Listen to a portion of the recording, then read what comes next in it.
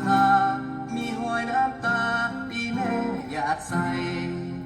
ลูกจะถนอมเอาไว้บ่ให้ไผมาทำลายขอสัญญาต่อหยดน้ำตาของแม่จะบ่ยอมแพ้หากลูกแม่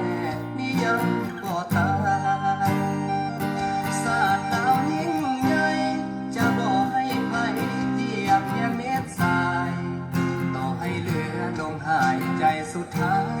จะขอมอบกายปกป้องดินแดนลมหนาวพัดมากอดปืนอากาศคิดหาบ้านเก่าเห็นนกกาเว้าห้องเสียงเศร้าๆคิดฮอดหน้าแฟนทหารสันผู้น้อยยืนอยู่จอมด้อยกลางป่าสายแดน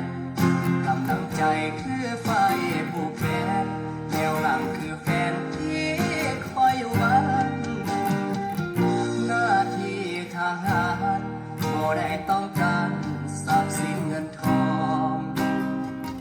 อยากเห็นพี่น้องกวาดทองดินลาวได้สุขสำราญคือภาระยิ่งใหญ่ทุกดวงหัวใจอ้ายน้องทหารหากมือใดศัตรูทานทหารขอเป็นแนวหน้า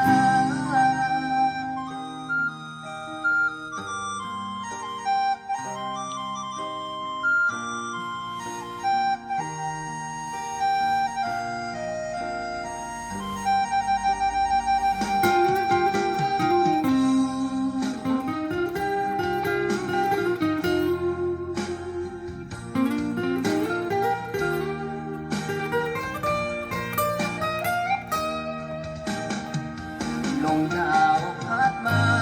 กอดปืนอากาศคิดหาบ้านเก่าเห็นนกกาเว้าห้องเสียงเศร้าๆคิดฮอดหน้าแฟนทหารสันผู้น้อยยืนอยู่จอมด้อยกลางป่าสายแดนกำลังใจคือไฟผู้แค้นแนวหลังคือแฟนที่คอยอยู่บ้านหน้าที่ทหารบ่ได้ต้อง